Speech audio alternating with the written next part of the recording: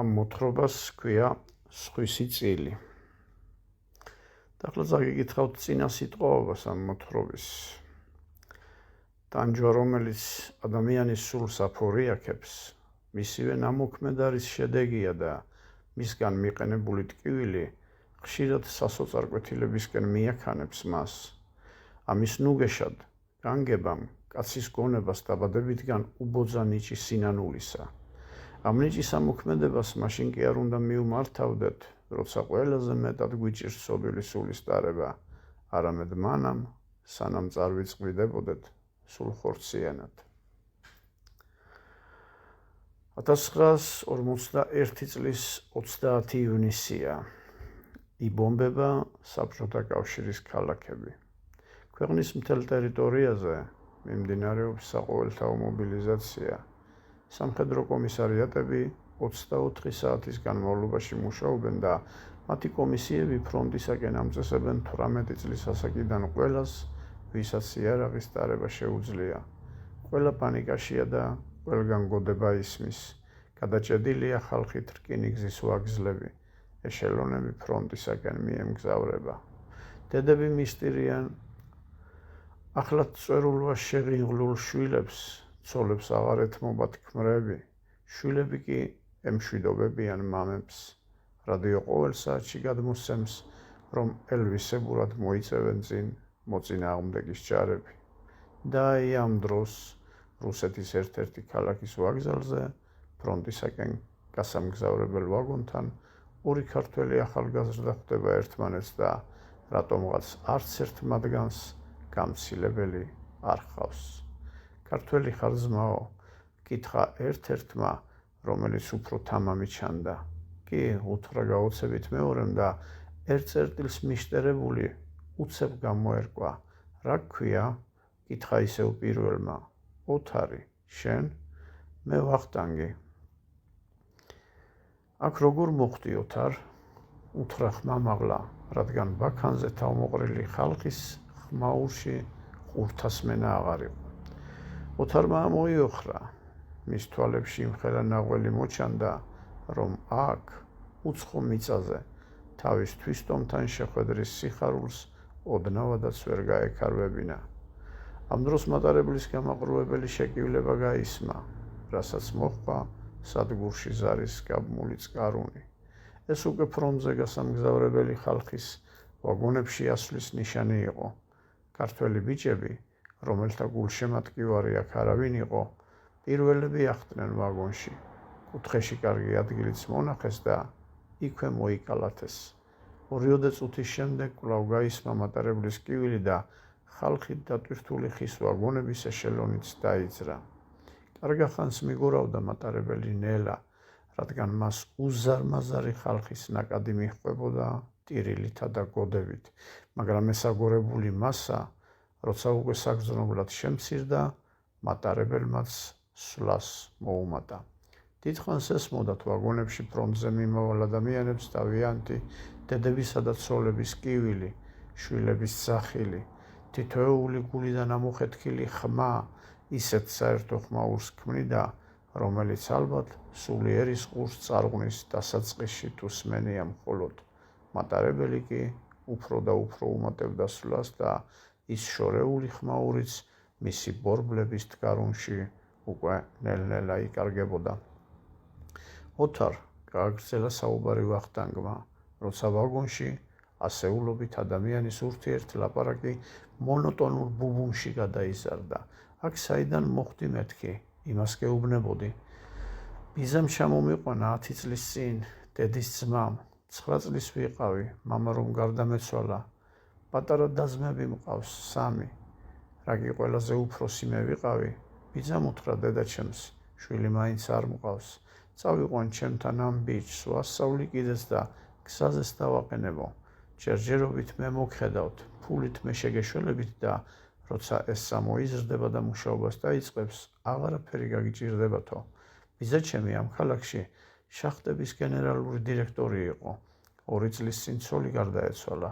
შარშან გაზაფხულზე კი თვითონ ჩავარდა ლოგინად. მას იმხელა ავტორიტეტი აქვს, თავისუფლად შეეძლო ჩემი ფრონტიდან დახსნა, მაგრამ მე ვთხოვე, რომ ეს არ გაეკეთებინა. მე გადავწყვიტე ომში წავსულიყავი ჩემი პატარა და-ძმებისთვის, დედისთვის, მამაჩემის ხსოვნის საპატივსაცემოდ და ჩემი გამზრდელი ბიძის სახელისთვის. ერთ რამეზე ვფიქრობ და არა მომდის თვალებიდან. წუხელ მთელი ღამე თეთრად გავათენეთ.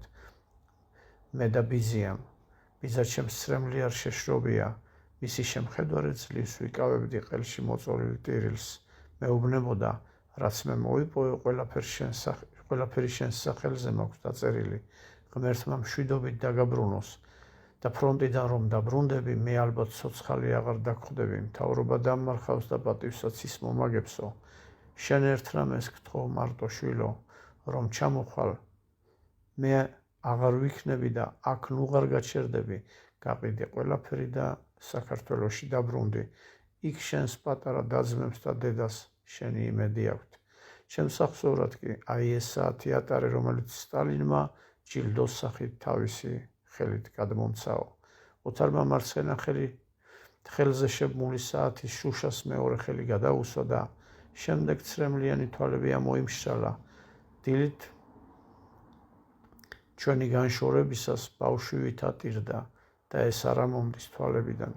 ომი დამთავრდება და თუ მშვიდობით დავბრუნდი, ბიძასაც დავაყენებ ფეხზე და ჩემებსაც მივხედავ საქართველოში. ახლა კი მგონი თმებს იგლეჯს საწყალი დედა ჩემი სიმწრისგან. გუშინ გავაგზავნეთ მე და ბიძა ჩემმა წერილი. დავამშვიდეთ დედა, მაგრამ როდის მიიღებს ამ წერილს რა ვიცი. აღარ მინდა ამ რაღაცებზე ფიქრი. მარტო ის მინდა მალე დამთავრდეს ეს ჯოჯოხეთი და დაბრუნდეს ისე მშვიდობიანი ცხოვრება. თავდახრილმა ოთარმა ოფლიანი შუბლი შეიმშრალა და ცრემლიან თვალებშიც შეუმჩნევლად გამოისვა ცხვირსახოცი. დამთავრდება ომი და ყველაფერი კარგად იქნება, აბა რა? თავი გაიმაგრა და ოთარიც გაამხნევა ვახტანგმა. ვახტანგ, შენ როგორ მოხვდი აქ? თავი ასწია და ნაღვლიანი თვალებით მიაჩერდა ოთარი. მე ჩემო ძმაო, გაიჯგიმა ვახტანგი, მშობლებმა გამაბრაზეს და გამოიქეცი. აქ რომ ჩამოვედი, დეპეშით ვამცნე ჩემი ადგილსამყოფელი. მამა ჩემი აპირებდა ჩამოსვლას და მე შეუთვალე თუ აქ ჩამოხვალ, თავს მოვიკლავ. თქვენის გირჩევნიათ ფული გამომიგზავნოთ ყოველთვიურად, მე ენას უფრო კარგად შევისწავლი და სწავლას უმაღლესში გავაგრძელებ მეთქი. სულ რამდენიმე თვეა რაც ჩამოვედი. ასე მერჩივნა. იქ სულ შეზღუდული ვიყავი. ახლა კი ომი დაიწყო და სანამ ვინმე დამიზახებდა, მე თვითონ მივედი და ჩავეწერე. დარწმუნებული ვარ, მამა ჩემი აუცილებლად ჩამოვა და მომნახოს, მე კი აქ აღარ დავხვდები. ასე ჯობია, მოუხდებათ მაგათ. სად მუშაობს მამა შენი? კითხა ოთარმა, რომელიც ფიქრიდან მთლიანად გამოცულიყო და გულისყურით უსმენდა ვახტანგს. რაიონის მთავარი ექიმია, გაგიჟებული იქნება ახლა, მაგრამ რა ვქნა, თვითონ მაიძულა რომ ასე მოუქცეულიყავი. მატარებელი დიდი სისწრაფით მიიჩქაროდა და დრო და დრო მიაკივლებდა ხოლმე. ვაგონში ძალიან ცხელოდა. ამ სიცხის ბუხში თამბაქოს ბოლი სუნთქვას უფრო აძნელებდა. გარეთ კი ქვეყანას ავი მაცნესავით საოდრო ღრუბელი წამოსწოლოდა ზემოდან და ბინდიც ფეხ მოჰყოლოდა დამწველივით. გაურკვეველი იყო ზეცისფერი, წითელი, ყვითელი, ლურჯი თუ შავი ერთმანეთში არეულიყო. თითქოს სადაბლა მოიწევდა და დედამიწასთან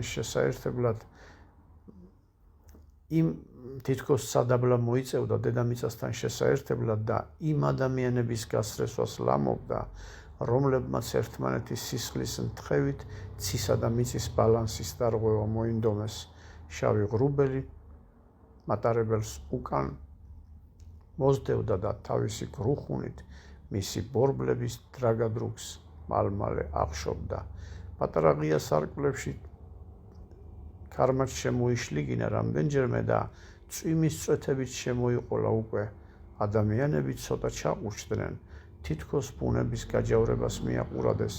მატარებელი კი ფრონტისაკენ გამალებით მიჰქროდა. დილის 6 საათზე საყვირისხმამ გამოაღვიზა ფრონტიდან 500 კილომეტრში ერთ-ერთი უკრაინული ქალაქის მახლობლად სახელდახელოდ გაწყობილ ბანაკში მოხვედრილი ორი ქართველი ახალგაზრდა, რომლებსაც გვიანღამით ჩამოსულებს, ტანსაცმელ გაუხდელებს და გვერდ-გვერდ მიყრილებს მკვდრებივით ჩასძინებოდათ. ცოცხლად, კვირო და სამხედრო ფორმაში გამოწყობილი დაბალი ჩინის ხმელი ოფიცერი, რომელიც ქართველებს თავზე წამოსდგომოდა. ბიჭები ძლივს წამოიმართნენ ფეხზე და ლას-ლასლით გაემართნენ ერთად შეჯგუფებული ხალხისაკენ. ამ ხალხის ახლოს რამდენიმე მაღალი ჩინის ოფიცერი იდგა, მათ შორის ერთ კაპიტანს, რომელიც ერთი ნაბიჯით წინ იყო მათზე. ფურცლები ეკავა ხელში და გვარებს კითხულობდა. სიის მიხედვით ახალმოსულებს იქვე სხვადასხვა მიმართულებით აგზავნიდა და ასე აკომპლექტებდა ასეულებს. ქართველებიც მოხვდნენ ერთ-ერთ ასეთ ასეულში, სადაც ახალგაზრდა სამხედრო წარუდგათ და მოახსენათ. მე გახლავართ უფროსი ლეიტენანტი ანდრეი ბორისის კრავჩუკი, თქვენი მეთაური. ჩვენ რამდენიმე დღე აქ პოლიგონზე გავივლით წვრთნას და აქედან გავემგზავრებით ფრონტზე. თითოეულ ათეულს გეყოლებათ თქვენი ხელმძღვანელი, რომელსაც მიმართავთ რაიმე გაუგებრობის შემთხვევაში. ახლა ამოიკითხავენ სიას და თქვენი უშუალო ხელმძღვანელები მოგიგვარებენ ტანსაცმლის პრობლემას და გაგარკვევენ, როგორი იქნება დღის რეჟიმი. თქვენ დღეიდან ხართ სამშობლოს დამცველი ჯარისკაცები, რომლებიც რამდენიმე დღეში პირისპირ უნდა შეებათ ჩვენს დასაპყრობად მოსულ მტერს. გისურვებთ მხნეობას და მტერზე გამარჯვებას. ახლა კი დროა მიხედოთ თქვენს საქმეს. ქართველმა ბიჭებმა სხვებთან ერთად მოირგეს სამხედრო ფორმა და თავისი ნორმა საჭმლის მისაღებად გაემართნენ. ვახტანგმა შავი პურის მომცრო ნაჭერს სახედაბრანჯულმა დახედა და შემდეგ ოთარს შეავლო მზერა. ოთარმა თავისი ნორმა პური მშვიდად გამოართვა გამნაწილებელს და ასევე მშვიდად დაიწყო მისი ჭამა. ეს ერთი ციცქნა პური გვეყოფა და ისიც შავი, თქვა სინანულით ვახტანგმა, რომელიც ძალის ძალად ღეჭავდა ნახევრად გამომცხვარ ცომივით პურს. რა სიზამთრაო ომია და ჩვენს დღეში 100,000-ობით კაცი უნდა შევეგუოთ, გვინდა თუ არ გვინდა. ხელების გაშლით თქვა ოთარმა. მე ჯერ ერთი რომ შავი პური არასოდეს მიჭამია და ესეც არ იყოს.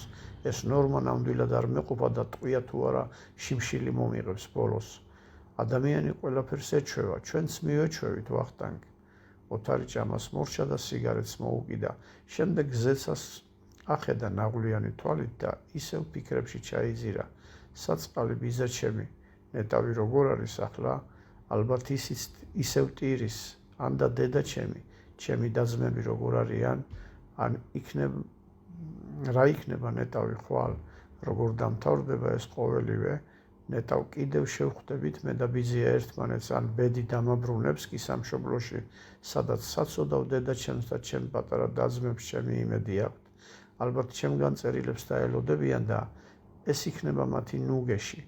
მეც არ დავიზარებ და ყოველ დღე მივწერ ბიძიასაც და მათაც. ოთარ, რა თვალი გაგიშტერდა, რას ფიქრობ? არაფერი, რაღაც გამახსენდა, უთხრა ოთარმა და მისი ხმა მეთაურის ბრძანებამ გადაფარა. აბა, დაეწყვეთ და მომყევით. იმ დღეს ძირითადად თოფის დაშლა აწყობა და ხმარება ასწავლეს.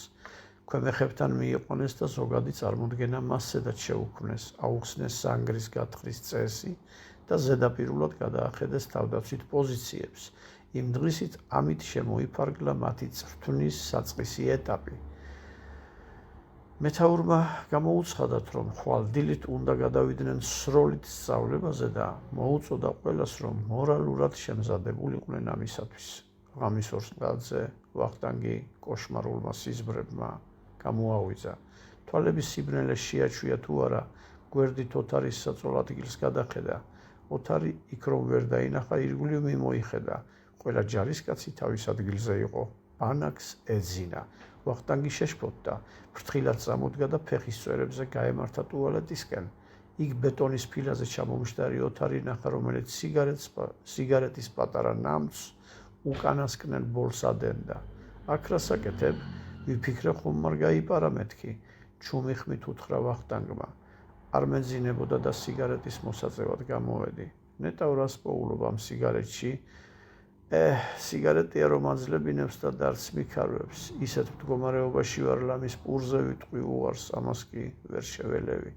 ამათი მოცემული ნორმა არ მყოფნის და ეს არის ჩემთვის მძიმე. ვახტანგ, მართლა ერთი რამე მომივიდა თავში, გამოცოცხლდა ოთარი. შენ ხომ არ ეწევი სიგარეტს, შენც რომ აიღო, ორი ნორმა უკვე მეყოფა. რას ამბობ, რომ გამიგონ? რას, რომ არ ეწევი? კი. ამ არეულ-დარეულობაში ვინ გაგვირდება, ეწევი თუ არა? ხანდახან ისე დაიჭირე ხოლმე მოკიდებული ხელში და ეგ არის მაინც და მაინც თუ იფიქრებ, რომ ვინმე ინტერესით გიყურებს. ნეტავ ვისა აქვს შენი ჯავრი, ყველას თავისი გაშირვებია. არა, ვერ გავრისკავ, ვერ ხედავ, როგორ აბრიალებს თვალებს ჩვენი მეთაური?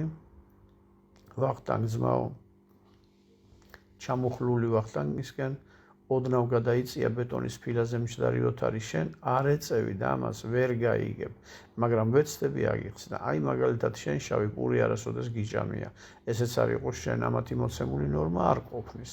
როგორც შენ არ შეგიძლია უპურად გაძლება, ისე მე არ შემიძლია უსიგარეტოთ.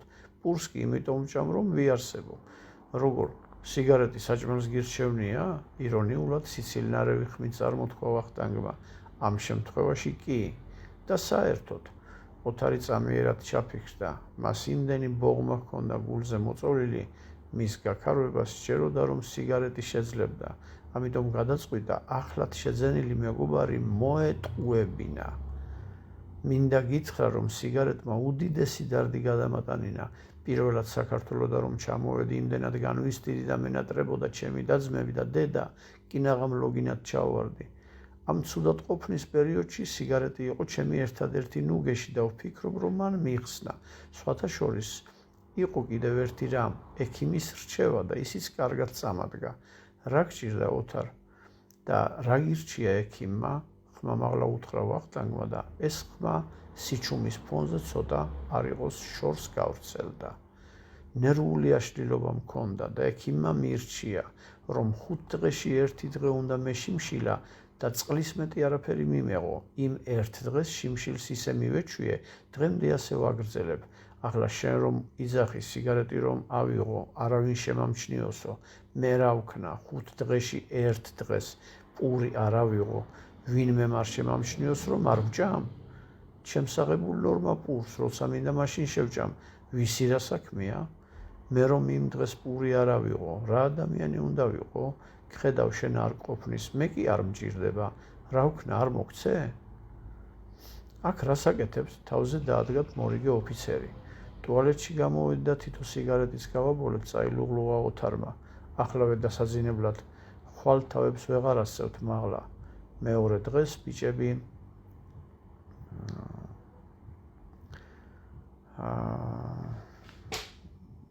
მეორე დღიდან ბიჭები ისეთ საომარ ვარჯიშებს გადიოდნენ, საღამოს არათხრგლმოცლილები ბრუნდებოდნენ ბანაკში. სამაგიეროდ სწორედ მეორე დილიდან ვახტანგი თავის ნორმა სიგარეტს იღებდა და ოთარს აძლევდა. ოთარის კმაყოფილი იყო და ვახტანგსაც სჯეროდა, რომ სიკეთეს აკეთებდა. გავიდა მათი ერთად ყოფნის 4 დღე, მეხუთე დღეს დილით ოთარმა თავის წილი პური ვახტანგს ჩაუდო აბგაში. ვახტანგმა პურს ხელი წაატანა და თითქოს დააპირა რაღაცის თქმა, მაგრამ ოთარმა ხელზე ხელი მოკიდა და უთხრა, არა ძმაო, უხერხულად ნუ იგრძნობ თავს, მე მაინც არ მჭირდება. ამ დროს გაისმა მეთაურის ბრძანება. დადეკით მწყობში. სანამ ბიჭები მწყობში დადგებოდნენ და პოლიგონისკენ გაემართებოდნენ, მანამდე ოთარმა გადაულაპარაკა ვახტანგს. ვახტანგ, მე დღეს სიგარეტი უფრო მჭირდება ვიდრე პური. ბიჭებმა ერთმანეთს შეხედეს. ოთარს ნაღვლიანი სახე ჰქონდა და საწყალი თვალები. ვახტანგს რატომღაც ცუდად მოხვდა ყურში მისი სიტყვები და მისი სახეც მთლად ისე ვერ აღიქვა, როგორც მანამდე, მაგრამ ამის ანალიზის დრო არ იყო, რადგან ისინი უკვე მწყობში დგებოდნენ და პოლიგონისკენ მირბოდნენ. ამიტომ ვახტანგის გონებაში წამონთებულმა ეჭვის ნაპერწკალმა იქვე დაიწყო ჩანავლება. მოწინააღმდეგის ჯარები სწრაფად მოიწევენ წინ. ფრონტის ხაზზე თავდაცვით პოზიციებს იკავებენ საბჭოთა ჯარისკაცთა რამდენიმე ასეული, რომელიც სარდლობამ დამატებით ძალად რამდენიმე საათის წინ გადმოისროლა ამ რეგიონში. ერთ-ერთი ასეულის შემადგენლობაში არიან 2 ქართველი ახალგაზრდა. ოთარ მგალობლიშვილი და ვახტანგ გოცირიძე. ჯარისკაცები თხრიან სანგრებს და დგამენ საარტილერიო დანადგარებს. თითოეული ადამიანის მოქმედებიდან გამომდინარე, მიუხედავად იმისა, რომ ისინი ყოველ ბრძანებას პირნათლად ასრულებენ, მაინც იქმნება საერთო შთაბეჭდილება, რომ მათში ენთუზიაზმს უიმედობას ჭარბობს. დილის 6 საათია, შორიდან კანდიკუნტად ისმის ავტომატის კაკანი. საბჭოთა ჯარი სანგრებში გაყუჩებული ელოდება მტრისგან შემოტევას. თვითონ შეტევაზე გადასვლის არანაირი ძალა არ გააჩნია. ცასფირი აქვს მოკუფრული და წვრილად სცრის. ირგვლივ ჭაობიანი ადგილებია და ჯარისკაცებიც ერთიანად ტალახში არიან ამოსვლილები. გაჩერდა ავტომატის სროლის ხმა და ქვეყანა უცნაურად დადუმდა. მეთაურებმა იმ დღის ნორმა პურისა და სიგარეტის დარიგების ბრძანება გასცეს. სანგრებში ყველა მიიღო თავისი წილი, მათ შორის ქართველმა ახალგაზრდებმაც. ოთარმა ორივეს ნორმა სიგარეტი ჯიბეებში ჩაიწყო, თავისი კუთვნილი პური კი ისევ ვახტანგს ჩაუდო აბგაში, რადგან მათი მოლაპარაკებიდან უკვე მეათე დღე დამდგარიყო. ოთარ ვახტანგმა ხელი სტაცა პურს და აბგიდან ამოღება შეეცადა. ოთარი ერთი ხელით ისევ წასვდა ვახტანგს და მეორე ხელის თითი ტუჩებზე მიიდო. ამით ის ანიშნა, რომ სხვას არ შეემჩნია მათთვის რამე. ამის შემდეგ ოთარმა სიგარეტს მოუკიდა და თავი ჩაუღუნა. ჯარისკაცების უმრავლესობა პურს მადიანად შეექცეოდა. მათ შორის იყო ვახტანგის, მაგრამ იმ განსხვავებით, რომ ვახტანგი უილაჯოდ ღეჭავდა თითო ლუკმას და თვალმოუცილებლად უყურებდა თავჩაუღუნულ ოთარს. მის გონებას, როგორც სხვა დანარჩენი იქ მყოფი ადამიანების ტვინს, ფართო ფიქრის უნარი დაეკარგა და მთლიანად ინსტინქტებზე გადართულიყო. დიდი სურვილი ჰქონდა ეფიქრა, თუ რატომ ამბობდა ოთარი პურზე უარს, მაგრამ მისი ყოველი ასეთი კითხვა გადყორცნილი თავისივე გონების სიღრმეებში უპასუხოდ ბრუნდებოდა. წვალობდა ვახტანგი. რამდენჯერმე რაღაცის თქმაც დააპირა. ოთარისკენაც გადაიწია ორჯერ, მაგრამ უცხო ძალა აჩერებდა. თითქოს თავსაც დაემდურა, რომ წინა დღეებში არ გაარკვია კარგად ეს საქმე, მაგრამ რა, მას ერთხელ უკვე შეჭმული ჰქონდა მისი წილი პური და ახლა მეორე ნაჭერს თავის აბგაში ემიზნებოდა. ვახტანგმა თავისი პური შეჭამა, მაგრამ მაინც ვერ დაიგმა ყოფილა შიმშილის გრძნობა და თავის დაუნებურად აბგას დახედა, სადაც ოთარის წილი იდო. შემდეგ ოთარისკენ გააპარა მზერა და კარგად დააკვირდა. ოთარი ისევ იჯდა თავდაღუნული და მთელი ძალით ქაჩავდა სიგარეტიდან ბორცვს. შემდეგ ასეთივე ძალით ფილტვებში უშვებდა და თითქოს ამით საოცარ ნეტარებას განიცდიდა. ვახტანგი ჩაფიქრდა და ეს ჩაფიქრება საკმარისი აღმოჩნდა იმისათვის, რომ მის გონებაში წამიერად გახსნილი იყო აზროვნების არეალი. ამ მცირე ულუფით, რომელიც ჩვენ გვეძლევა, არავითარი ადამიანის დაკმაყოფილება არ შეიძლება. ფაქტიურად, ჩვენ მაინც მშივრები ვართ. ყოველივე ამის შემდეგ მეხუთე დღეს მთლად შიმშილი წარმოუდგენელია. სანამ ომი დაიწყებოდა, ალბათ კარგად იკვებებოდა. ბიძა ხომ არ გაუჭირვებდა? იმ ფონზე შიმშილი უფრო შეიძლებოდა. ახლა ამდენი ჯაფა, უძილობა და უბედურება, შემდეგ ეს მცირე ნორმა უნდა უთხრა.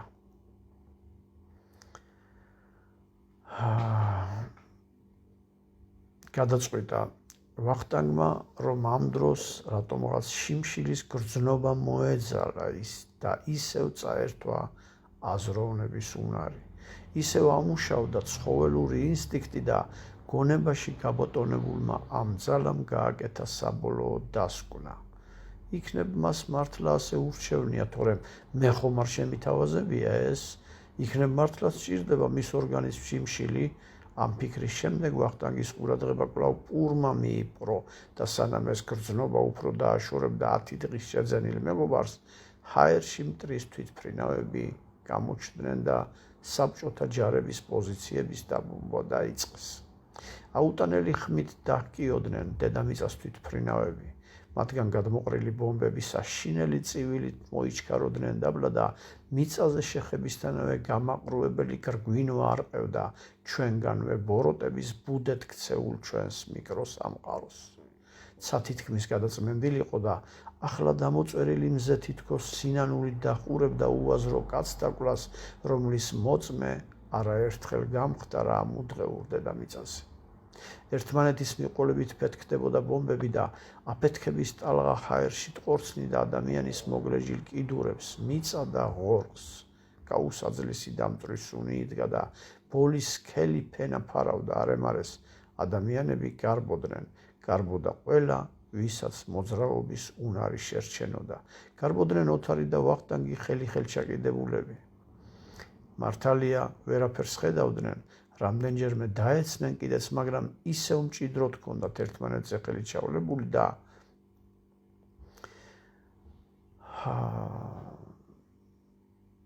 ორიენტაციას არ კარგავდნენ. ხალხის ყვირილისაგან ისეთი გნიასი იყო, რომ აფეთქების ხმა წამით თუ გადაფარავდა, ქართველი ბიჭების გონება იმას ნამდვილად ვერ აცნობიერებდა და ბომბის დროს რატომ ჩააფრინდნენ ერთმანეთს, მაგრამ სწორედ ერთმანეთის იმედის გამო გადაჯდობილი ხელები ხან ერთი გასწევდა წინ და ხან მეორე. დაახლოებით 1 საათის განმავლობაში თანაბარი იყო მათი ძალები და ურთიერთდახმარებით მაინც ერთ ბრძოლზე გარბოდნენ, მაგრამ აი რაღაც მომენტში ოთარი ჩამორჩა და მისი ხელი უფრო მაგრად შემოეჭდო მეგობრის ხელს. ვახტანგის ხელი კი შედარებით მოეშვა და ის აშკარად მეტად გაიჭრა წინ. გავიდა კიდევ 5-10 წუთი. ვახტანგის ხელი თითქმის აღრეჭიდებოდა მეგობრის ხელს. ოთარის სხეული კი უკანასკნელ ძალებს იკრებდა და თავისი შეძლების ნახევარზე მეც მარჯვენა ხელის თითებში აგზავნიდა, რომლითაც ის მეგობრის ხელზე იყო მოჭიდებული. გრგვინავდა დედამიწა და მისგან ავარდნილი შავი ბოლიცას ნისლივით გადაჰკრო და თითქოს მიწას თავადვე გაეგზავნა ზეცისთვის შავი ძაძები თავისი შვილების გამოსაგლოვად.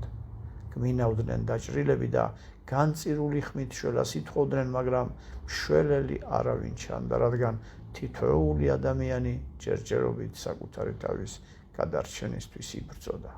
ერთადერთი ბუნებად ცდილობდა ნიავით გაეფანტა საშინელი ბოლი და გადაბუგული მიწის სუნი, რისგანაც დაჭრილები მანამდე იგუდებოდნენ, სანამ ისინი სისხლისაგან დაიცლებოდნენ, მაგრამ როგორც ჩანს, ბუნებაც არ აღმოჩნდა მზად ასეთი ბოროტების წინააღმდეგ ლაშქრობისათვის, რადგან ის არაფრით ელოდა ადამიანის გულიდან ამოფრქვეულ ასეთ სიძულვილს, რომელიც თავისივე სახეს უმოწყალოდ ანადგურებდა დედამიწაზე. კივილით დაჰქროდნენ საშიბომბდა მშენები და მათი ყოველი მოახლოებისას ხალხი დამფრთხალი ცხრებივით ეხეთქებოდა აკეთ-იქით. პოზიციებზე მდგარი ჯარისკაცების ნახევარზე მეტი უკან დარჩენილი იყო დაჭრილი და ხოცილი და დანარჩენი ადამიანებისა ძლივს მიიკვლევდა გზას საბჭოთა კავშირის სიღრმისაკენ. გაქცეულ ადამიანთა შორის ერთ-ერთმა მუხლზე წაიჩოქა და წამოდგომა ცოტა არ იყოს გაუჭირდა. ეს ოთარ მგალობლიშვილი იყო, რომელიც მეგობრის უკვე გაშლილ თითებს მთელი ძალით უჭერდა. ვახტანგი წინ იწევდა და თითქოს ხელის განთავისუფლებას ცდილობდა მეგობრისაგან. ოთარი კი მის ხელზე დაჭიდებული ძლივს წამოდგა ფეხზე. წამოდგომისას ოფლიანი ხელები ერთმანეთზე ოდნავ დასხლდა. მაინც ერთად გარბოდნენ ბიჭები. გარბოდნენ, მაგრამ იმ განსხვავებით, რომ ოთარი ვეღარ მისდევდა ვახტანგს. დალახით დამძიმებულ ფეხებს ძლივს მიათრევდა. მუხლებში ძალას ვეღარ გრძნობდა. კიდევ წაიბორძიკა ოთარმა. კიდევ ოდნავ დასხლდა ოფლიანი ხელები ერთმანეთზე. ვახტანგის თითების ნახევარზე გაუჭერდა ოთარი ხელს. ვახტანგი ისევ ძლიერად მიიწევდა წინ და მასზე ჩაჭიდებულ არაქად გამოცლილ მეგობარსაც მიარბენინებდა და აი, ოთარის კიდევ ერთი წაბორძიკება საკმარისი აღმოჩნდა იმისათვის, რომ მისი ხელი მთლიანად მოსცილებოდა ვახტანგის თითებს. ოთარს მუხლი ტალახში ჰქონდა ჩაფლული და სანამ მის გაშლა შეეცდებოდა, უსიცოცხლოდ მოწყვეტილი კისერი მაღლა წამოსწია და ნახევრად დაბინდული თვალები, რომელშიაც მრავალი წერტილი ციმციმებდა, წინ მიაპყრო. მან გაქცეულ ადამიანთა შორის ძლივს შენიშნა თავისი ახლად შეძენილი მეგობარი, რომელიც უკან მოუხედავად გარბოდა. ვახტანგ თითქმის თავისთვის ჩაილაპარაკა ოთარმა და მწარედ გაეღიმა.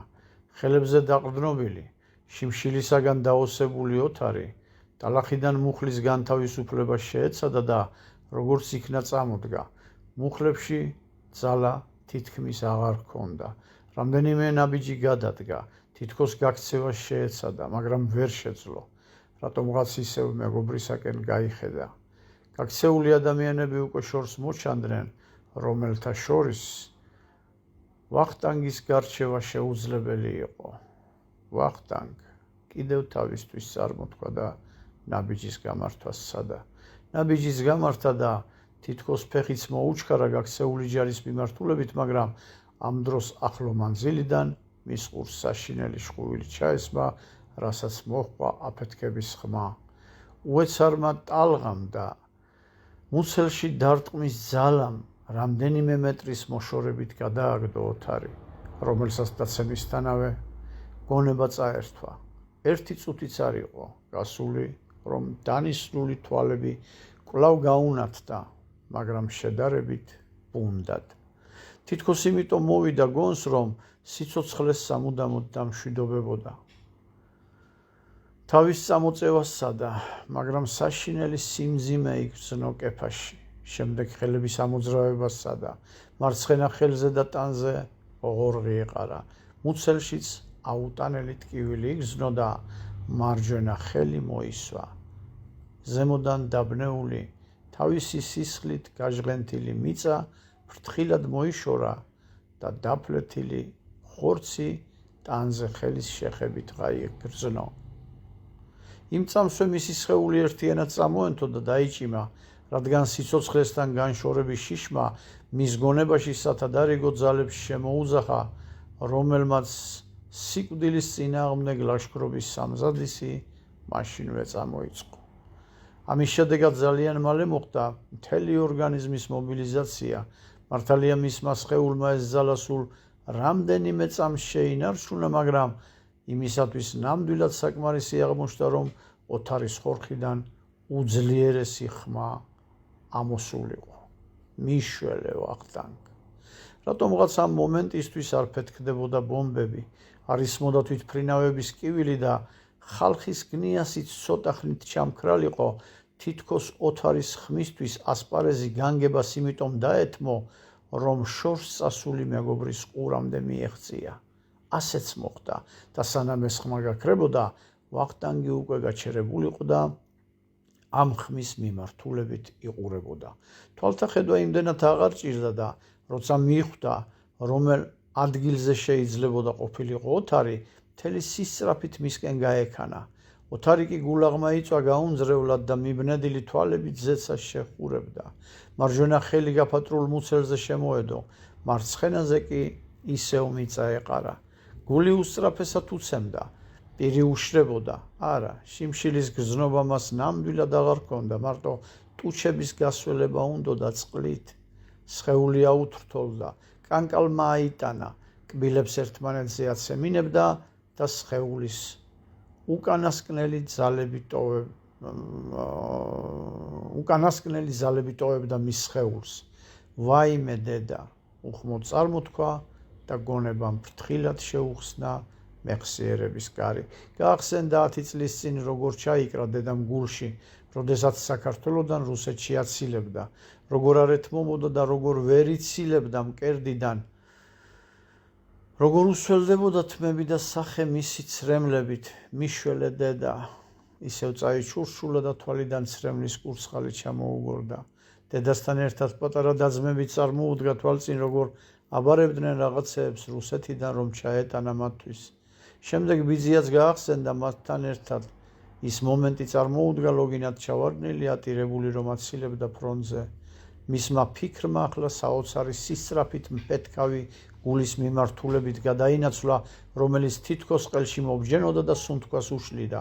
ოთარ, საითხარ, მოვდივარ, ნუ გეშინია, მოისმა ვახტანგის ხმა. ოთარს თვალები გაუფართოვდა. ცრემლის ორი კურცხალი კიდევ ჩამოუგორდა სახეზე და თითქოს ოდნავ გაეღიმა. ვახტანგ, წაილუღლუღა და თვალები გაუშტერდა. სხეულმა ცახცახი შეწყვიტა. აჩქარებული გულისცემაც უეცრად შეწყდა. ოთარ მგალობლიშვილის სულმა მარადიული ცხოვრებისაკენ აიღო გეზი. ოთარ, მოვდივარ, ოთარ, გაისმა ისევ ვახტანგის ხმა, რომელიც მეგობრის გადასარჩენად მორბოდა.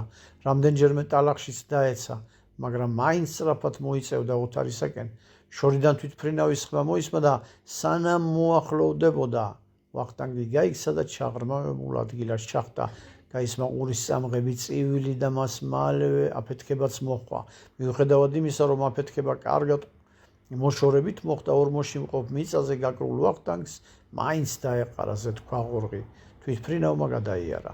ვახტანგი ორმოდან ამოძრა და რომ შეათვალიერა ბომბის აფეთქების ადგილი, მთელი სისწრაფით გაიქცა მისკენ, რადგან ოთარის ხმა დაახლოებით იმ ადგილიდან მოესმა. მთელი ახლო-მახლო ადგილები შემოირბინა. რამდენიმე გარდაცვლილი ჯარისკაციც ნახა, მაგრამ ოთარის კვალს ვერსად მიაგნო. ცოტა ხანს გაჩერდა. დაფეთებულივით ათვალიერებდა არემარეს, როცა დარწმუნდა, რომ ყველა ადგილი მონახა, საიდანაც ხმა ისმოდა, შესძახა ოთარ. ვახტანგი ერთ ადგილზე ტრიალებდა და ყვიროდა. შემდეგ ისევ ერთხელ შემოურბინა იქაურობას და რომ ვერ იპოვნა მეგობარი, მუხლებზე დაეცა და უკვე გაავებულმა შეჰყვირა ოთარის სახელი. მისი ხმა ტანკების შორიდან მოსულმა ხმამ შეცვალა. ვახტანგი ახლა გამოერკვა, ფეხზე წამოდგა და ასე უკან ყურებით და აქეთ-იქით თვალიერებით სწრაფი ნაბიჯით გაემართა გაქცეული ჯარის მიმართულებით. ცოტა ხანში გაჩერდა და უკან შემობრუნდა. მას თვალებიდან უკვე ღაპაღობით სდიოდა ცრემლები. კიდევ ერთხელ მოათვალიერა ის ადგილი, საითაც მისი აზრით ოთარი უნდა ყოფილიყო.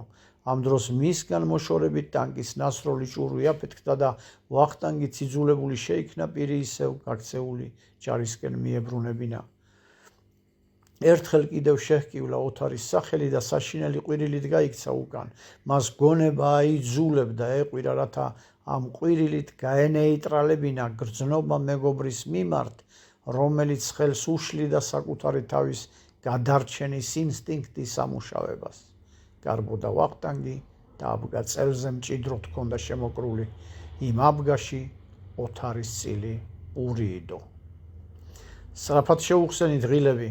გამოსცდა პირზე ბინტაფარებულმა თეთრხალატიანმა სამხედრო ქირურგმა. დიდი ხანია რაც გონზე არ არის. გადახედა თავის გვერდით მდგომ მედიცინის დას. ასე შემოიყვანეს სამხანაგო მაიორო. ყველაზე მძიმედ ეს არის. მიუგო ექთან მაახმახ მამაკაც, რომელიც ხელებზე ხელთათმანებს იცვამდა. რა ეროვნებაა? იკითხა ისევ ექიმმა. ქართველია, ვახტანგ გოცირიძე, უპასუხა ისევ მედიცინის დამ. ექიმი საოპერაციო მაგიდაზე მწოლიერე ვახტანგის დაბლა გადმოშვერილ ხელს მისვდა და ვენის მოძებნა დაიწყო. პულსი თითქმის აღარ ესინჯებოდა. ექთანმა ავადმყოფს კერდი და მუცელი სწრაფად მოუშიშლა და ექიმის მითითებას დაელოდა. რას დგეხართ? ჟანგბადი და გულის მასაჟი, მიმართა ექიმმა გვერდით მდგომ ახალგაზრდა კოლეგასაც და ექთანსაც. თვითონ კი ვენა უკვე მოეძებნა და შიგ წამალს უშვებდა. ვახტანგი უძრავად იწვა საოპერაციო მაგიდაზე. მისთვის მარჯვენა მხარეს ჭურვის ნაგლეჯს ნეკნები შეელეწა.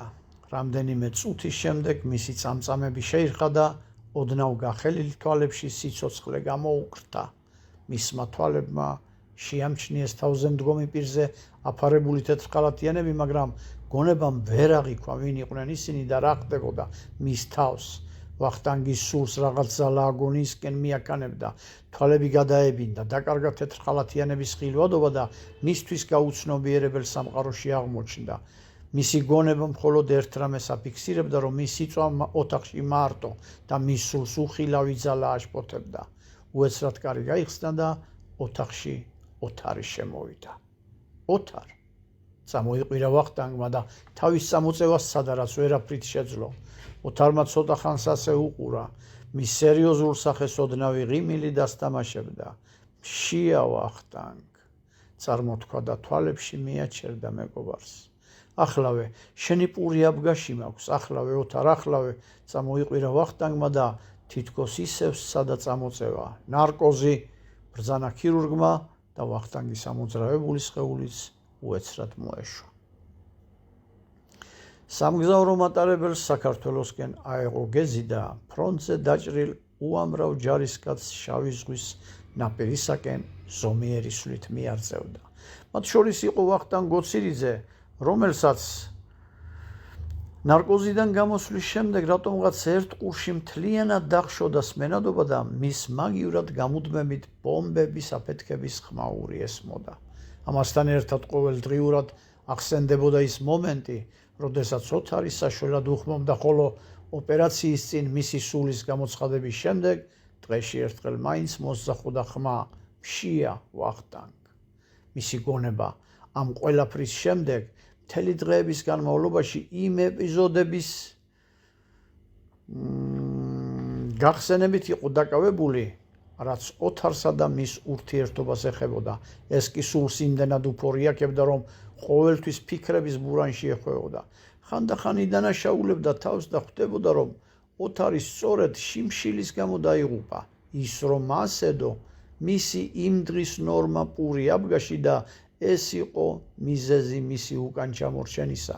მეორე მხრივ ეძებდა გამოსავალს თავის გასამართლებლად და სწდებოდა ამ ურთიერთობაში ყველა ნიუანსს თავისი საქციელის გამართლებისთვის, მაგრამ როდესაც რაღაც უსუსურ არგუმენტს ჩაებღაუჭებოდა, იმ წუთშივე მის გონებაში ის მომენტი წამოიწევდა, როცა იგი სიგარეტის პურში გაცვლაზე დათანხმდა და მისი წილი პური ურცხვად აიღო. ამის შემდეგ მის აზროვნებაში ყველაფერი თანმიმდევრულად მიდიოდა და ამას ატრიალებდა მისი გონება გამუდმებით. ეს კი მისთვის გაუცნობიერებელი სატანჯველი იყო, რადგან ის ხომ 3 თვის წინ გახდა მხოლოდ 18-ის. მატარებელი ზღვის ნაპირს შემოსდგომოდა და უკვე გადმოელახა საქართველოს კარიბჭე. დაჭრილების უმრავლესობა ფანჯრებს იყო მიმწყდარი და მოლივლივე ზღვის ხილვით ტკბებოდა. მხოლოდ ვახტანგი იწვა გარინდული და ერთ წერტილს ჩაშტერებული. თითქოს არ ახარებდა თავისიანებთან შეხვედრა და არ ახარებდა საერთოდ არაფერი. ის მალმალე ხუჭავდა თვალებს, იქნებ ჩასძინებოდა, მაგრამ ძილიც კოშმარად ქცეული იყო მისთვის. მატარებელი კი სოხუმს უახლოვდებოდა, სადაც დაჭრილების უმრავლესობას მშობელი თუ ნათესავი მოუთმენლად ელოდა. ვახტანგი ოჯახში სულ სხვა პიროვნება დაბრუნდა. აქამდე თავნება და მოუსვენარი, ახლა გულშათხრობელი და სერიოზული ყმაწვილი გამხდარიყო. ის ყველასთან გაურბოდა ახლო ურთიერთობას და მთელ დროს თავის ოთახში ჩაკეტილი ატარებდა, მაგრამ გავიდა ხანი და ფრონტისთვის უკვე გამოუსა დეგარმა, გაკომისიავებულმა ვახტანგმა უმაღლეს სასწავლებელში სცადა ბედი და ჩაირისხა კიდეც. სტუდენტობის წლებიც უღიმღამოდ გავიდა. ომიც დამთავრდა, მაგრამ ვახტანგის სულში ამას მაინც და მაინც განსაკუთრებული არაფერი გამოუწვევია. ყველას უკვირდა ვახტანგის ასეთი რადიკალური შეცვლა, მათ შორის მშობლებსაც, მაგრამ მისგან ამის მიზეზი ვერავინ შეიტყო. მიზეზი, რომელიც ტანჯავდა და მიზეზი, რომელიც ავალებდა ყველას მიმართ დაკვირვებული და სულგრძელი ყოფილიყო. ინსტიტუტის დამთავრების შემდეგ ერთ-ერთ ფაბრიკაში მისი სურვილის მიხედვით ჯერ მუშად მიავლინეს, ხოლო 3 თვის შემდეგ ოსტატად. ოსტატობიდან საამქროს უფროსის მოადგილედ მისი კარიერა თავბრუ დამხვევის სისწრაფით მიიწევდა წინ და ამას მხოლოდ ერთი ფაქტორი განაპირობებდა: მისი დამოკიდებულება ქვეშევრდომებთან. ის ყველას უყვარდა, რადგან ყოველთვის ინტერესდებოდა თავისი ხელქვეითების ოჯახური მდგომარეობით და პირველ რიგში იმით, რომ ოჯახში რამდენი სული იყო და ვის როგორ ყოფნიდა თავისი ჯამაგირი. ხელმოკლე ოჯახებს ყოველთვის ეხმარებოდა და ცდილობდა თავისი ხელფასის ნაწილი ისე ოსტატურად დაენაწილებინა, ვერავის შეებედა უარი. მას აღარ შეეძლო იმის ატანა, რომ მასთან ახლო ყოფილიყო ვინმე მშიერი. ვახტანგს ყოველდღიურ მოთხოვნილებად ექცა მათი აღმოჩენა და დაპურება. რატომ იქცეოდა ასე, ამაზე არ უნდოდა ეფიქრა, მაგრამ ფაქტი იყო, რომ სიკეთე უკვე მის ცხოვრებისეულ კრედოდ გადაქცეულიყო. უანგაროდ თესდა სიკეთეს, აპურებდა გლახაკთ, იყო გაჭირვებული ადამიანის ქომაგი, ყურში კი ისევ გამუდმებით ესმოდა ბომბების გრუხუნი. დღეში ერთხელ მაინც ოთარის ხმა, როდესაც ის საშველად უხმობდა ვახტანგს და მისი სულის გამოცხადების შემდეგ დარჩენილი ორი სიტყვა მშია ვახტანგ. მარტო დარჩენა მისი სატანჯველი იყო და ისიც ამიტომ ცდილობდა ყოველთვის ადამიანებთან ურთიერთობაში ყოფილიყო. ასეთმა კონტაქტებმა და თბილმა დამოკიდებულებამ ვახტანგი ფაბრიკის დირექტორის სავარძლამდე მიიყვანა. აქ უკვე მეტი შანსი იყო ადამიანების დახმარებისა და დირექტორიც ფაბრიკის ბიუჯეტიდან აშენებდა საცხოვრებელ კორპუსებს, ზრუნავდა არ ყოლოდა საწარმოში უბინაო თანამშრომელი, მუშებს წამახალისებელ პრემიებს უწერდა, მის ფაბრიკას მოაწყდა ხალხის სოფლებიდან დასაქმდა უამრავი ადამიანი და რადგან საწარმო ვეღარ აუდიოდა სამსახურის მსურველთა დაკმაყოფილებას, ვახტანგმა დაიწყო მისი გაფართოვება. ის უკვე ერთ-ერთი პოპულარული პიროვნება იყო და მისი სახელი მრავალი ოჯახის გადარჩენასთან ასოცირდებოდა. ადამიანების თვალში უბედნიერესი კაცი იყო, რადგან მას შეეძლო მრავალთათვის სიკეთე მოეტანა. სამაგიეროდ ერთი ადამიანიც არ მოიძებნებოდა მის გარემოცვაში ისეთი, ვისაც შეეძლო ამ ბედნიერი კაცის სატანჯველი ოდნავ მაინც გაექარვებინა. გადიოდა დრო, ვახტანგს სასაკლი ემატებოდა და რაც უფრო ხანში შედიოდა, მით უფრო უმძაფრდებოდა პასუხისმგებლობის გრძნობა თავისი ფრონტის დროინდელი დანაშაულის მიმართ. ქალაქის ხელმძღვანელობა კი აქებდა ხალხიც და ეს ქება იყო მისთვის ყველაზე დიდი სასჯელი. ყოველი დაჯილდოების შემდეგ, რასაც მთავრობა მისთვის არ იშურებდა, იკეტებოდა აგარაკზე, ცდილობდა გაქცეოდა ხალხს და ზოგჯერ საკუთარ თავსაც, რადგან ერთ სულში ვერაფრით ახამებდა სირცხვილსა და ქებადიდებას. გავიდოდა ხანი. ვახტანგი დავრიდა ცრემლის ახალ მარაგს და მოეფერებოდა ოთარის სულს. შემდეგ რაღაც ზალა უბიძგებდა, რომ ადამიანებთან გამოსულიყო.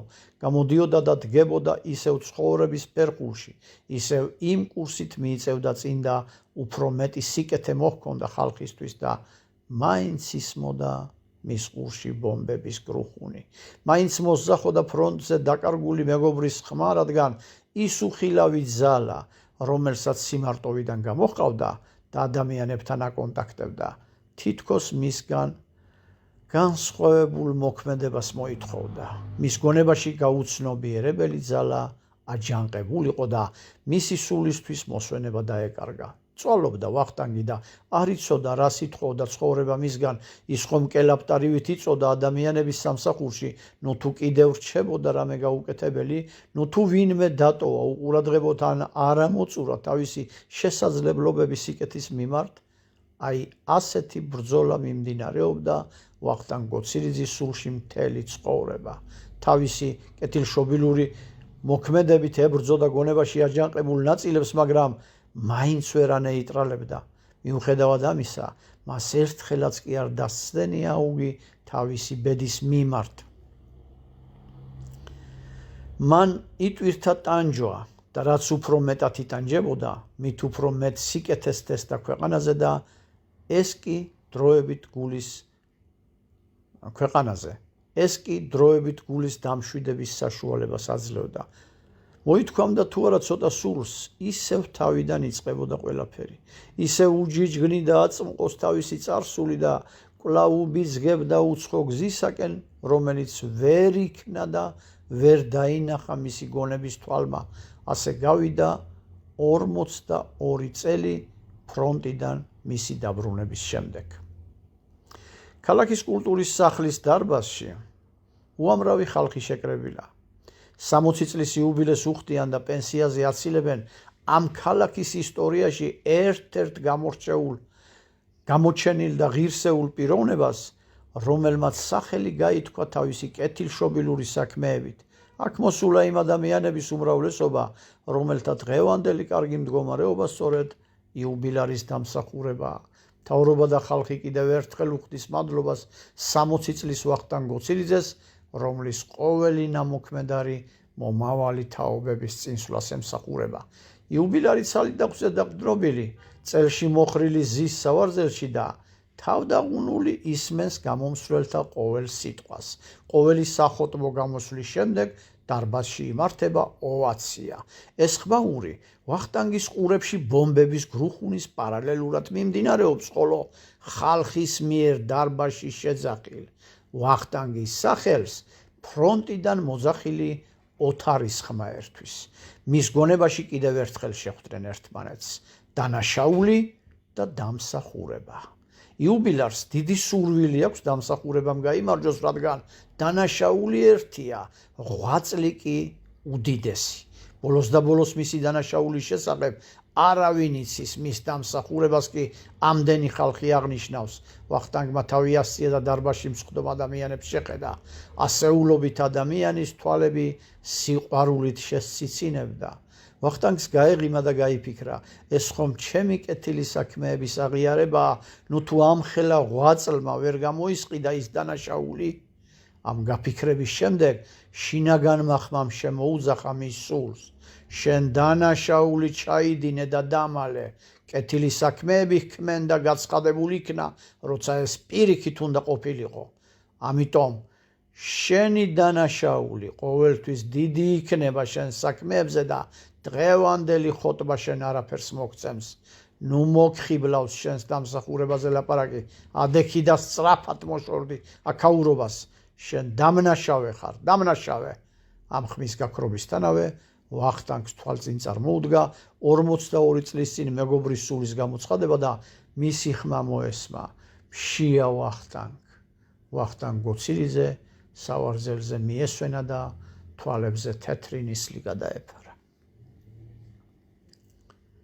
სასწრაფო დახმარების მანქანა სწრაფად მიიკვლევდა გზას საავადმყოფოსკენ. ექიმებს ვახტანგი გონზე მოეყვანა და ერთ-ერთს მისი ხელი ეკავა, რომელზედაც წვეთოვანის ნემსი ჰქონდა დამაგრებული. იუბილარის სტაციონარში ზედმიწევნით შეამოწმეს და აღმოჩნდა, რომ ეს ყველაფერი სტრესულ ნიადაგზე იყო აღმოცენებული.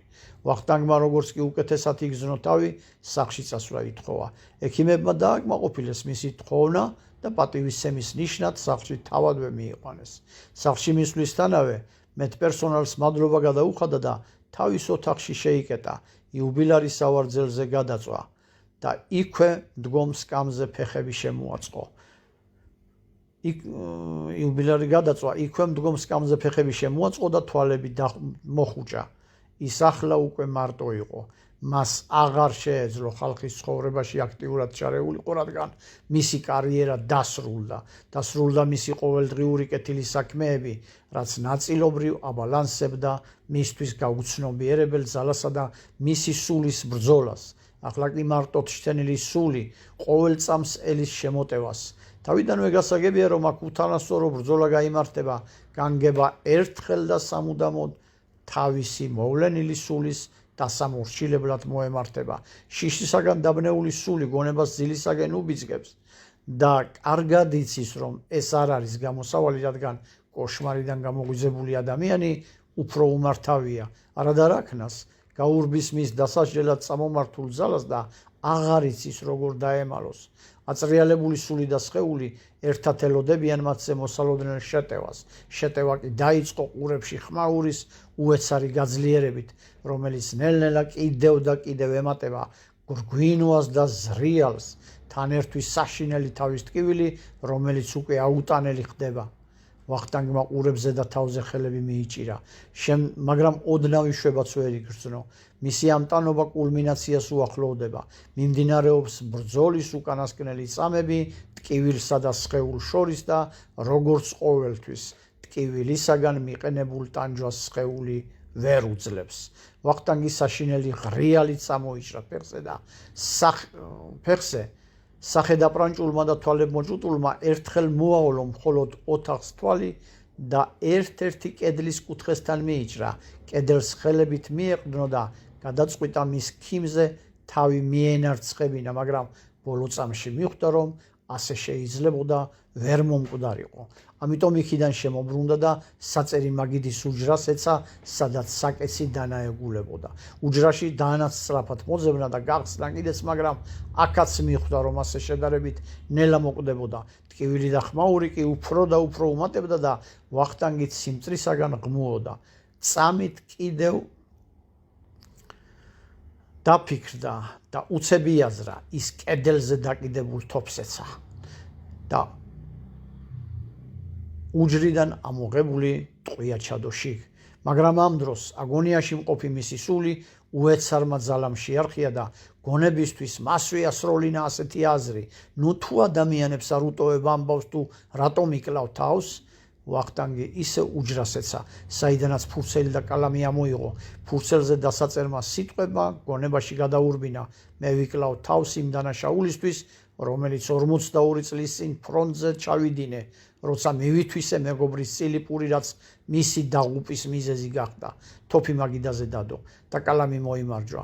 ამ დროს უსაშინლესი ხმაური ატყდა მის ყურებში და თავის გაუსაძლისმა ტკივილმა დაუარა. ვახტანგმა კალამი უნებლიეთ მიაგდო ფურცელზე და ხელები თავზე წეღანდელზე უფრო შემოიჭდო. მისი გონება სრულ ვაკუუმში იკეტებოდა და გადადიოდა მექანიკურ მოქმედებაზე. ერთი ხელი ნელ-ნელა სცილდებოდა თავს და თოფისაკენ მიიწევდა.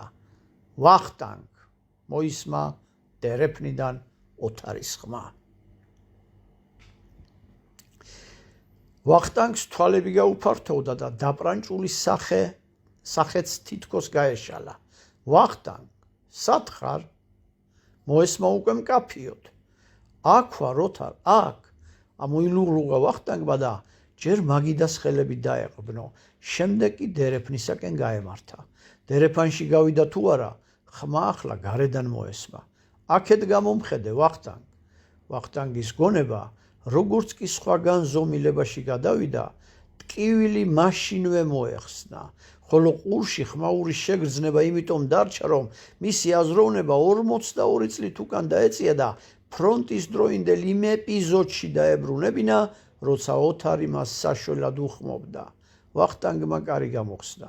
გარეთ კარგად დაღამებულიყო და ქარის ზუზუნი არ ღვევდა მხოლოდ მყუდროებას. ყინვას გაეთოშა ირგვლივ ყველაფერი. საითხარ, ოთარ? ახლა უკვე ვახტანგმა შესძახა. აქეთ ვარ, მეგობარო, აქეთ მომხედე. ვახტანგი ტყესთან ახლოს ცხოვრობდა და ხმაც სწორედ ტყის ნაპირიდან მოისმა. მოვდივარ, ახლავე მოვდივარ, ნუ გეშინია. ვახტანგ გოცირიძის გონებას უცხო ძალა მართავდა, რომელსაც მის წიაღში აწგარდასული ფონი შეექმნა და როგორც მაშინ, ახლაც 60 წლის სხეულს მაშინდელი შემართებით მეგობრის საშველად მიარბენინებდა. გარბოდა ვახტანგი, ფეხები თოვლში ეფლობოდა და იქცეოდა. ეს თოვლი მას ტალახად წარმოედგინა და ეს ადგილი ჭაობად. ფრონტელი მეგობარი კი მალმალე უხმობდა და ისის ტყის სიღრმისაკენ გაშმაგებით მიიწევდა. მთვარიანი ღამე იყო და თოვლზე არეკლილი სინათლე აადვილებდა ხედვას. ვახტანგი დაეცა და თითქოს დაელოდა ოთარის დაძახებას. ამ დროს ზარის რეკვა მოისმა, რასაც ოთარის ხმაც მოჰყვა იმავე მხრიდან. ზარების რეკვამ ოდნავ დაახშო მის ყურში ხმაური და უფრო მკაფიოდ ჩაესმა. აქეთ წამოდი, აქეთ. ვახტანგმა უკანასკნელი ძალა მოიკრიბა და ოთარის ხმისკენ გაიქცა, რომელსაც ზარების რეკვა რაღაც განსაკუთრებული ჰარმონიულობით ერწყმოდა. რაც უფრო უახლოვდებოდა ზარის ხმას, მით უფრო მცირდებოდა მის ყურებში ბომბების გრუხუნი და აი, როგორც იქნა მიატანა მამათა მონასტერს, სადაც მწუხრის ლოცვის დამთავრების ნიშნად რეკდა ზარები. ვახტანგი გულხელშემოჯდობილი იდგა მონასტრის ეზოში და აყურებდა უზარმაზარ გუმბათს, რომლიდანაც გამოსულ ხმას მიენავლებინა მისი მტანჯველი ომის გრგვინვა.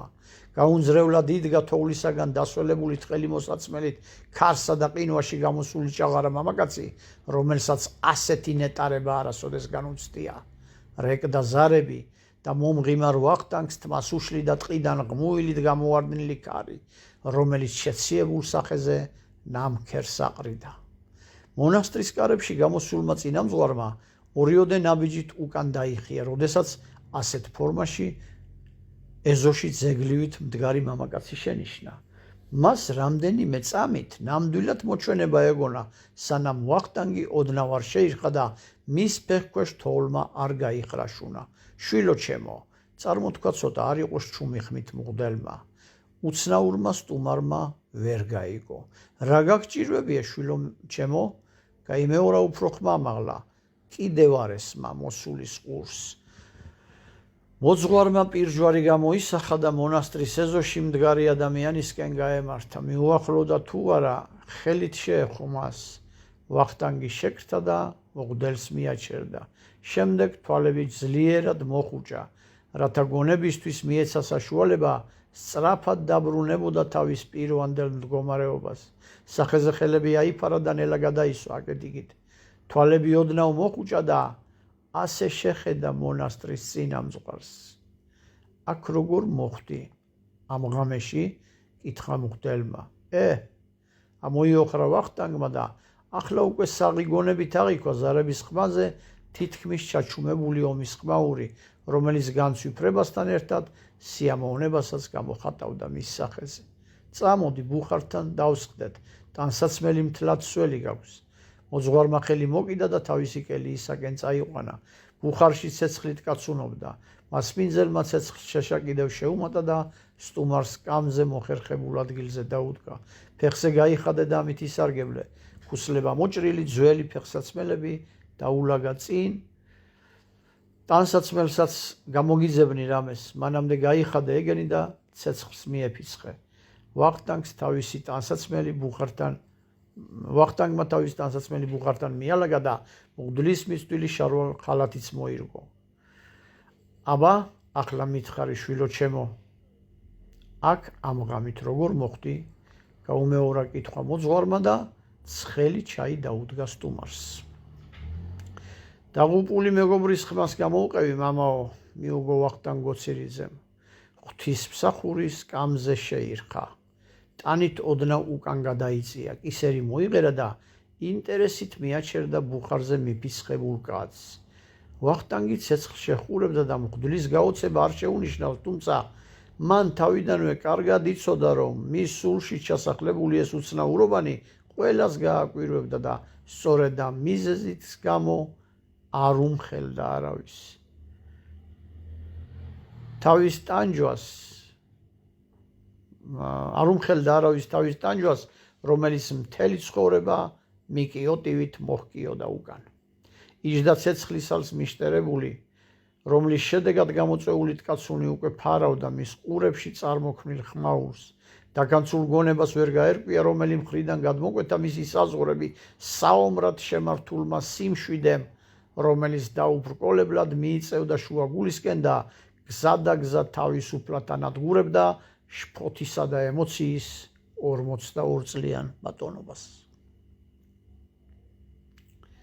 მცირეოდენი ფიქრის შემდეგ დუმილი მოძღვარმა დაარღვია. შვილო ჩემო, იქნებ კარგად განმიმარტო ეს ყოველივე? რა გითხრა მამაო, შემობრუნდა ვახტანგი, ეს ხმა მთელი ცხოვრება მიხმობდა და ეს იყო ჩემი ტანჯვა. მე არ ვიცი ახლა როგორ გამოვყევი ამ მოძახის ან აქამდე როგორ მოვედი. არც ის ვიცი ამხელა დუმილის შემდეგ რა მაიძულებს, რომ ჩემი ცოდვა ვაღიარო ადამიანის წინაშე, მაგრამ ფაქტია, ასეთი სიმშვიდე არასოდეს დაუფლებია ჩემს გონებას. ვახტანგ გოცირიძემ ზერა ბუხარში ლამაზად მილაგებულ ცეცხლმოგიდებულ შეშაზე შეაჩერა. ცოტა ხანს ასე იჯდა, შემდეგ ისევ მოძღვრისკენ შებრუნდა. მოძღვარი გაუმძლევლად შეხურებდა მის სახეს. ვახტანგმა კი ოდნავ დაბლა დახარა თავი და ძალიან დაბალ ხმაზე დაიწყო. ომმა რუსეთში მომისწრო. მაშინ სულ 18 წლის ვიყავი. მე იქ მშობლების გარეშე ჩავედი სწავლის გასაგრძელებლად. ომი რომ დაიწყო, კომისარიატში ჩემი ფეხით მივედი და ჩავეწერე. მეორე დღეს მატარებლით უნდა გავემგზავრებინეთ ფრონტზე და სწორედ იქ ვაგზალზე გავიცანი ქართველი ახალგაზრდა, რომელიც ჩემზე ცოტა უფროსი აღმოჩნდა. ასობით ადამიანში მარტო ჩვენ ვიყავით ერთი ერისანი და ბუნებრივია ჩვენი დამეგობრებაც მაშინვე დაიწყო.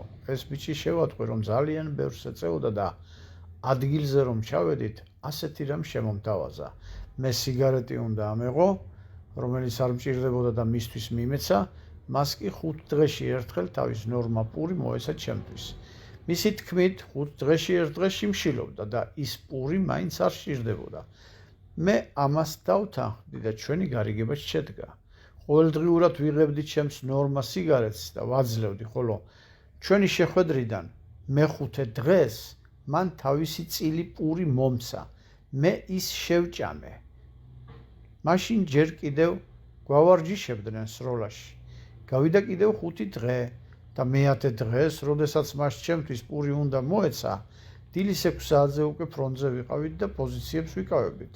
სწორედ იმ დილაუთენია, სანგრებში მოხდა სიგარეტისა და პურის გაცვლა. მთელი ღამით ნატარები და დაღლილები ვიყავით. მე ჩემი პური შევჭამე და რატომღაც მისი წილი აბგაში დავიტოვე. დაიწყო თვითმფრინავების მიერ საშინელი დაბომბვა. ცოტა ხნის შემდეგ ხალხი ერთიანად ამოწვიდა სანგრებიდან და უკან გაიქცა. ჩვენც მივყევით, რა თქმა უნდა. აი ის კი აღარ მახსოვს, როგორ მოხდა, რომ ჩვენ ხელჩაკიდებულები მივრბოდით. სადღაც ჩვენი ხელები ერთმანეთს დასცილდა და ესეც ნამდვილად აღარ მახსოვს, როდის მოხდა. მე მხოლოდ იქიდან შევძელი მეხსიერების აღდგენა, როცა ოთარი საშველად მიხმობდა. მაშინ შევბრუნდი და ამ ხმის მიმართულებით გავიქეცი. ადგილი დაახლოებით მონიშნული მქონდა და მისგან მხოლოდ 40-ოდე მეტრი 50-ოდე მეტრი გამაცილებდა, რომ ამ დროს თვითმფრინავი წამოვიდა და მეც თხრილში გადავხვდი. იქიდან რომ ამოვედი, დავინახე, რომ აფეთქება ზუსტად იმ ადგილზე მომხდარიყო, საიდანაც ოთარის ხმა მოისმა. იქაურობა მთლიანად გადავჩხრიკე. ყვიროდი, მაგრამ მის კვალს ვეღარსად მივაგენი. იმ დღეს დავიჭერი მეც და ეს არის მთელი ჩემი ფრონტის დროინდელი ისტორია. გაკომისიავების შემდეგ კი სახლში გამომიშვეს. მას შემდეგ, რაც მე ოპერაცია გამიკეთა და ნარკოზიდან გამოვედი, ყურებში სისტემატურად მესმის ბომბების გრუხუნი. ეს ხმა მთელი ცხოვრების მანძილზე მტანჯავს, რასაც დღეში ერთხელ და ხან რამდენიმეჯერ თან ერთვის ოთარის ხმა მშია ვახტანგ ან მიშველე ვახტანგ. 4 ათეული წელია ვწვალობ, რომ ამ გაუსაძლის მდგომარეობას თავი დავაღწიო, მაგრამ ეს ვერაფრით მოვახერხე. მთავარია ჩემი დანაშაული გასიგრძებგანებული მაქვს, რადგან პური, რომელიც მე მივითვისე, ის არის მისი სიკვდილის მიზეზი. მშიერი იყო და სწორედ ამიტომ ჩამორჩა ოთარი, თორემ როგორ ვერ ვიფიქრე მაშინ, რომ ის ნორმა ერთი ჭამის ნორმაც კი არ იყო და ბოლოს და ბოლოს ვფიქრობ, რომ მაინც კუჭმა მძლია და ამის გამო გავწირე მეგობარი. ასე ვფიქრობდი მთელი ცხოვრება და ვერ ვპატიობდი ამას საკუთარ თავს და რაც უფრო ვუღრმავდებოდი ამ დანაშაულის სიმძიმეს, მით უფრო მიცნელდებოდა ბრძოლა ჩემი ტანჯვის გასანეიტრალებლად. რაც შეეხება ხელების დაცილებას ერთმანეთისგან, ეს მომენტი კი აღარ მახსოვს, მაგრამ ვიცი, რომ ესეც ჩემი ბრალია, რადგან ალბათ თავის გადარჩენის ინსტინქტმა მძლია და ხელი როგორც ვფიქრობ, თავად მე გავუშვი. ღვთისმსახური იდაღზე დაყრდნობილი გაუმძლევლად იჯდა და თვალმოუცილებლად შეჰყურებდა საკუთარი ცოდვებით გატანჯულ კაცს, რომელმაც წამიერად შეწყვიტა თხრობა და ცეცხლს მიაპყრო მზერა. აი ეს არის ჩემი დანაშაული, რომლის გამოსყიდვას ჩემი ცხოვრების წესით ვცდილობდი. რატომღაც მჯეროდა, რომ ადამიანის ნამოქმედარი სიცოცხლის სასწორზე იწონებოდა და მადლი და ცოდვა სხვადასხვა პინაზე ხვდებოდა. მე კი, სანამ ცხოვრების დინებას გავუყვებოდი, ერთ-ერთ პინაზე უმძიმესი ცოდვა შემოვდე და მას შემდეგ დღემდე ვცდილობ მის გადაწონვას. გადიოდა წლები და ადამიანებთან ურთიერთობით გარკვეულ წინააღმდეგობას ვუწევდი ჩემზე წამოსულ მტანჯველ დაწოლას, მიუხედავად იმისა, რომ ათეისტურ გარემოში ვიყავი გაზრდილი და არ მწამდა ღმერთისა და სულის არსებობა, მაინც ვიფიქრე, რომ ჩემი ტანჯვის მიზეზი შეიძლებოდა მიცვალებულის სული ყოფილიყო. ამ მიზეზით ჯერ კიდევ ახალგაზრდობის წლებში ვიღებდი შვებულებას და დასვენების მაგივრად მივდიოდი საბჭოთა კავშირის სხვადასხვა ქალაქებში, სადაც არქივებში ვძიობდი ოთარ მგალობლიშვილის შესახებ რაიმე საბუთს. რატომღაც მინდოდა დავრწმუნებულიყავი, რომ ის გარდაცვლილი იყო, მაგრამ ვერაფერი შევიტყვე. იმ ქალაქში ჩავედი, სადაც მისი ბიძა ცხოვრობდა. იქ კი აღმოჩნდა, რომ ჩვენი ფრონტზე წასვლიდან მისი ბიძა 2 კვირაში გარდაცვლილიყო. საქართველოშიც მოვიძიე მისი დაძმები, მაგრამ ვერც მათ კვალს მივაკვლიე, რაღაც ვიზამდი. დავმორჩილდი ისევ ბედს და გავაგრძელე ბრძოლა საკუთარ თავთან, რაც დრო გადიოდა, მით უფრო მაშინებდა ჩემი ცოდვა და მით უფრო საიმედოდ ვმალავდი მას გულში. სიკეთის ქმნა იყო ერთადერთი, რომელიც მახალისებდა, მაგრამ გარეგნულად მაინც პირქუშ ადამიანად ვრჩებოდი, რადგან თვითონ ავუკრძალე ჩემს სახეს ღიმილის გამოხატვაც კი. ჩემში ხასიათის ასეთმა შეცვლამ შეიწირა ჩემი მშობლები. ამის გამო არ შევირთე ცოლი და ვერ შევქმენი ოჯახი. სამაგიეროდ მთელი ჩემი ენერგია მიუმართე კარიერისკენ და თითქმის 3 ათეული წელი კავშირში თავისი წარმოებით ცნობილ ერთ-ერთ უდიდეს ფაბრიკას ვედექი სათავეში. ამ თანამდებობაზე მუშაობის პერიოდში ბევრ რამეზე მიმიწვდებოდა ხელი და მეც ვცდილობდი, რაც შეიძლებოდა მეტი მადლი დამედო სასწორის მეორე მხარეს. დღეს ჩემი დაბადების დღეა. მთავრობამ და ხალხმა 60 წლის იუბილე გადამიხადა და დამსახურებულ პენსიაზე გამიშვა. დარბაზში, სადაც ჩემთვის მოძღვნილი საღამო მიმდინარეობდა, თითქოს ჯამდებოდა ჩემი განვლილი ცხოვრების გზა. უამრავი ადამიანი მადლობას მიხვდი და მისთვის გაწეული დახმარებისთვის, რომელთა უმრავლესობა მე აღარც კი მახსოვდა. მართალი გითხრა, იმდენად მესიამოვნა ჩემს მიმართ ამდენი საქებარი სიტყვების მოსმენა, რომ გავიფიქრე, ბოლოს და ბოლოს როგორ ვერ გადაწონის იმ ერთ ცოდვას ამდენი მადლი მეთქი. ეს გაფიქრება იყო და ამ დროს უში რაღაც უცხო, მანამდე გაუგონარი ხმა მომესმა. შენ დამნაშავე ხარ და ეს ხოტბა ვერაფერს გიშველის, ადექი და მოსცილდი აქაურობასო. ეს იმდენად მოულოდნელი აღმოჩნდა ჩემთვის, რომ გონება დავკარგე. გონზე რომ მომიყვანეს და სახლში დავბრუნდი, რატომღაც ჩემი სამუშაო ოთახში შევედი და დასვენება განვიზრახე, მაგრამ რამდენიმე წუთში დამეწყო აუტანელი თავის ტკივილი და ყურებში საშინელი გრუხუნი. და როდესაც ჩემთვის გაუსაძლისი გახდა უკვე თავად სიცოცხლე, მივიღე გადაწყვეტილება, რომ თავის მოკლით დამესრულებინა ეს ტანჯვა. თოფში ტყვია ჩავდე და ამ დროს რაღაც ძალა წერილის დაწერა მიბრძანა. კალამი რომ მოიმარჯვე, ენით აუწერელმა ტკივილმა დამიარა და მასთან ერთად ოთარის ხმაც მომესმა, რომელიც თითქოს დერეფნიდან მიყვმობდა. მახსოვს დერეფანში რომ გამოვედი, იმასაც ბუნდად ვიხსენებ, ქუჩაში გამავალი კარი რომ გავხსენი და ხმა ტყის მხრიდან რომ ჩამესმა, მაგრამ ამის შემდეგ აღარ ვიცი აქ როგორ მოვედი. ვახტანგ გოცირიძემ თხრობა დაასრულა და იმ წამსვე თავი მაღლა ასწია. შემდეგ გაფართოებული თვალებით შეხედა კელიის კედლებს აკეთიქით და გაოცებულმა წამოიძახა. მამაო, ურებში თითქმის უმნიშვნელო დღამ ესმის ხმაური, ნუ თუ ეს ცხადია და არა სიზმარი.